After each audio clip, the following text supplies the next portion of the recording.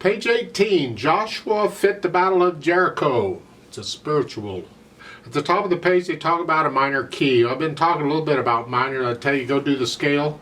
Well, this is one flat in the key signature, so it's either F major or D minor.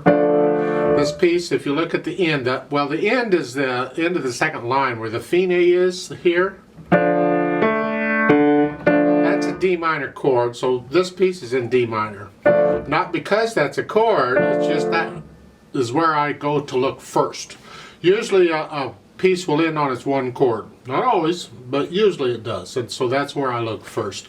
So if it's a D minor chord, that's the one chord, it's in D minor. I'm confused too, don't worry about it. So do the scale video on D minor and F major. Do them both because it's the same key signature. Either one octave or 2 octaves. If you know the scale, do it 2. If you don't know the scale, don't go 2 octaves. Just do it 1. Learn the scale first, and then we can do the other stuff later. Don't be in a hurry. Take it one hand at a time. Common time is 4/4 time, so we're here. You're going to cross over for 1 note, because we're really in this position. But we need to cover 6 notes, so we do it that way. 1 and 2 and 3. 1 and 2 and. See, they put the counting in between the stabs for you. 1 and 2 and. Or what you can do too is take out the ties and play all those notes in the second measure. 1 and 2 and 3 and 4 and. So it's.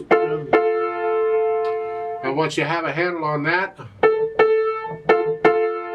then go ahead and put the tie back in. You just hang on to it. 1 and 2 and 3 and 4 and this rhythm is all over the place. So next measure, 1 and 2 and 3 and 4 and 1 and 2 and 3. And you can also see from the bottom staff there are quarter notes, and those are played on the beat. So you can see by lining the notes up between the stabs of how the notes are played together. Let's go down to second line. Toward the end, that measure, the last measure of the second line, the measures split. They put the end of piece symbol in the middle of that. So 3 beats, 1, 2, 3, 4, and. It's the same measure, it's just split. So I'm talking about the end of the line, the 2/8 notes. Well, you're here, and then you just lift up and move. That's fine. 4 and 1 and 2 and 3 and 4 and 1 and 2 and 3 and. It's the same rhythm we had up above. Second measure, third line. 1 and 2 and 3 and 4 and. Don't forget the B flat. It's in the key signature. So really the tricky part there is the rhythm. Now on these A's, on forever, I don't like using the same finger. So I tend to either, doesn't matter which fingers, I tend to do 2 and 1. Just alternate. I suggest in order for it to come out right, that if you alternate 2 and 1 or 1 and some finger, start with the thumb on the first one and then alternate from there. That way you come out on the last A, it's a 2, because you need the thumb for the G. So that third line again is 1 and 2 and 3 and 4 and 1 and 2 and 3 and 4 and.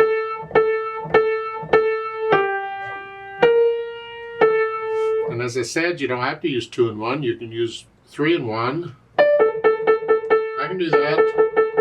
It's just 2 is closer. That's what I use.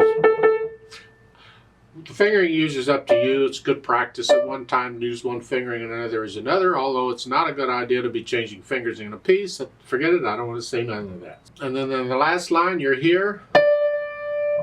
And they're saying 3 here. And then 5 for the second measure. That's okay. There's other fingerings we can use. The point is you want to be in this position by the time you play that F in the second measure. So when you get there is up to you. I can put a 5th finger on that last A at any time or whenever. It's just the last day you play in the second measure, fifth finger is all. So you're in position to go on. That's all. Left hand, a one chord, D minor, and then a broken chord. Then a 4. Now if this doesn't work for you, you don't want your hand up in here, then you have to do 2, 3. That's up to you, but then you got a 5. So if your hand's small enough, use the fingering in the book. Second line, second measure. And they're saying fifth finger here, then a 2-1. This keeps your hand out here. If your hand's big enough, you don't have to use fifth finger. You can use fourth finger if you can reach that. If you've got small hands though, you need to use fifth finger on the E. This is the second line, third measure. E on fifth finger there. Now, third line, look out. You got here, and then here, and then here. That's hard. I mean, it's just, I struggled with this for a long time. You do it in both hands. You here, and you go here.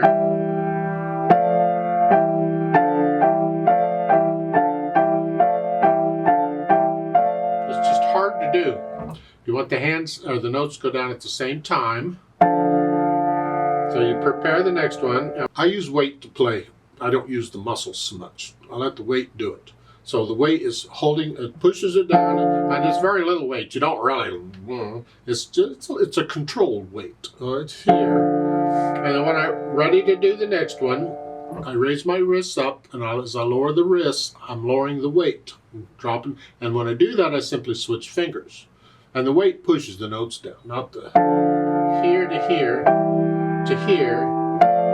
Each time I'm just preparing which fingers I want. Takes time, you get it eventually, and then this movement of the wrist can get really small, but it's still, I'm dropping weight whether you can see it or not. I'm raising. It looks like the fingers are pushing the notes down. No, the weight's pushing the notes down. I'm just lowering which finger I want the weight to be on is all. And that's our challenge here on these last 2 lines in the left hand. You got during the rest, move up here. Then bring the little finger down. Rest, and then come back up. Rest. Now come up here, back up. Unless you use the fourth finger, it's up to you. Put the hands together.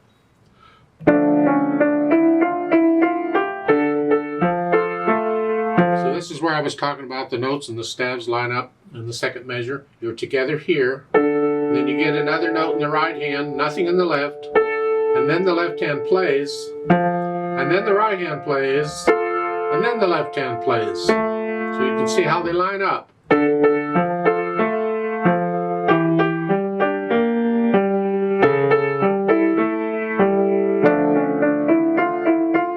In the third line, you're here.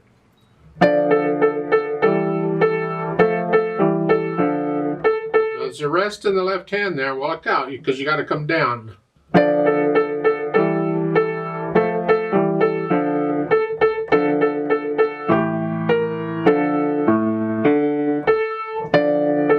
So forth. So work that out. Once the hands are working together, we can add in. There's really no articulation to speak of. They've got slurs in here for the left hand. I disagree with that. Just connect the left hand throughout, except for the rest. Just connect it all. You can follow the phrase markings and the slurs in the right hand. Just lift out between each one, just a little bit. This isn't a big lift. I exaggerate it so you can see it better. It's just a little lift. So here.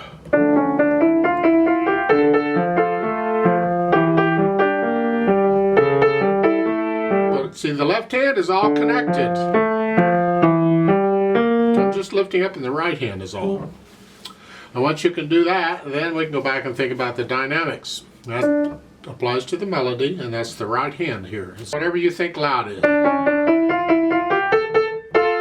Keep the left hand in the background.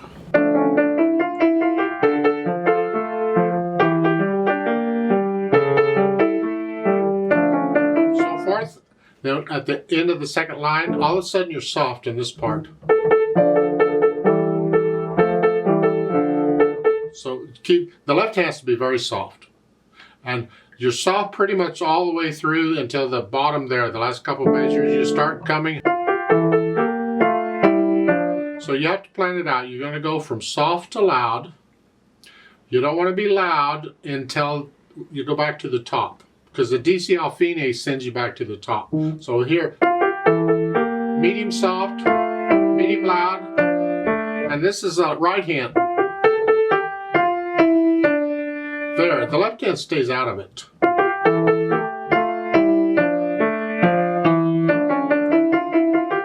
You can experiment with the dynamics, because it's like in the first two lines it's loud. You're not going to stay loud through all of that. You're in the loud area, but you can get a little louder and softer as you feel it. And if you want to get into interpreting it a little bit, the syncopated notes, which is in the second, third, and fourth measures, that one, that's syncopated because it's coming too soon. We expect to hear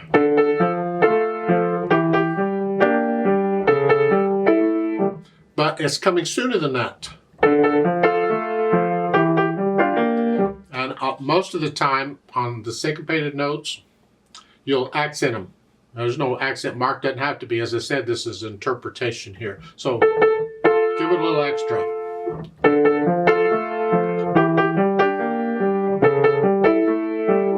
Then also with this particular piece, this is normally done in a blues style. It's not a blues piece, but it's a spiritual. It's done in a blues style, and in different kinds of music, jazz, blues, and swing type of music, we will normally just swing the eighth notes. It's what we call swinging the eighth notes, and that means we swing the counting. These eighth notes are normally counted 1 and 2 and 3 and 1 and 2 and 3 and 4 and. But when we swing the counting, it's long short. 1 and 2 and 3. And you feel this. There's no notation for it. You have to feel it. 1 and 2 and 3 and 4. So as part of interpreting it, we would play it in a blues style.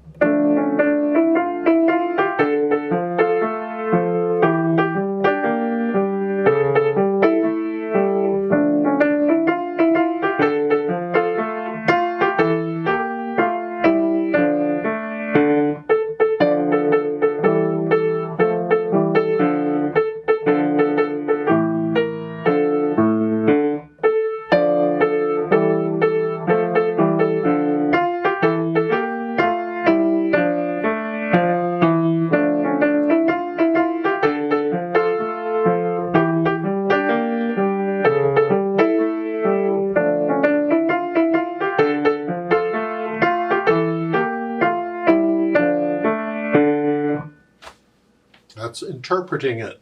Now this arrangement, they don't want you to do that, believe it or not. They want you to play them evenly, and sometimes this is played evenly. And the reason I say that is because when you swing it, you're limited on how fast you can go, because then the short notes get too short. The short notes are too short. It's not swinging now, it's just and the speed, vivace, is extremely fast. That's faster than allegro. I mean, vivace, well, it's not as fast as there is, but it's fast. It's really fast. Well, that's too fast to swing the eighth notes. You can't do that. So to swing it, you got to slow it down more like the speed I just played it. That's swinging it. Now, if you want to play it there, what they're suggesting, you got to play them straight.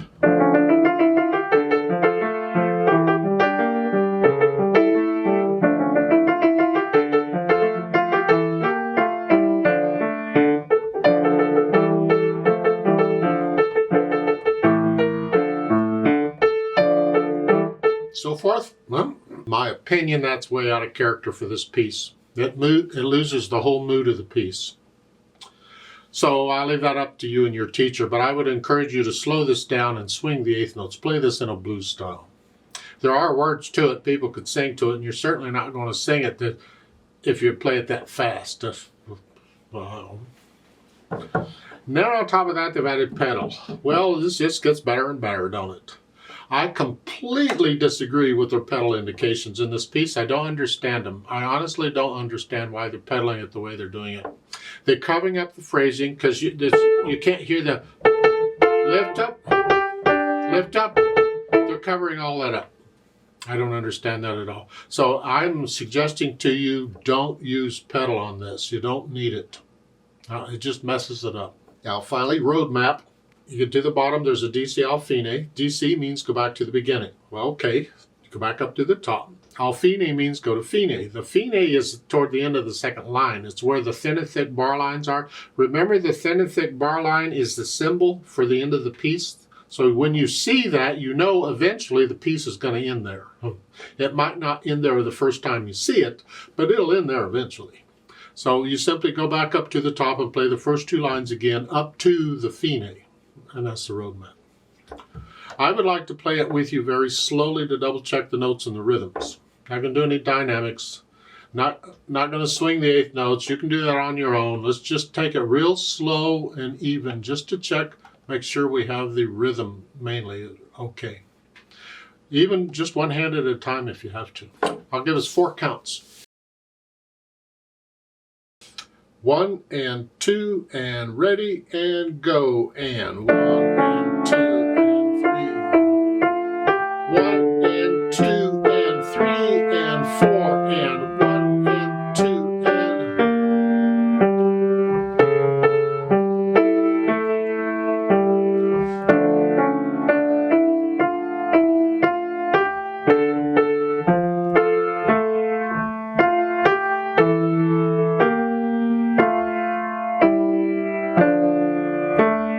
Go on.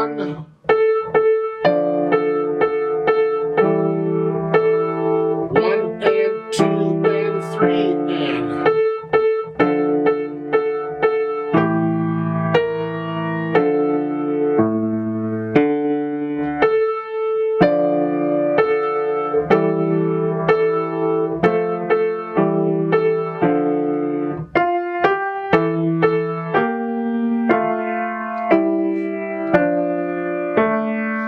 to the top.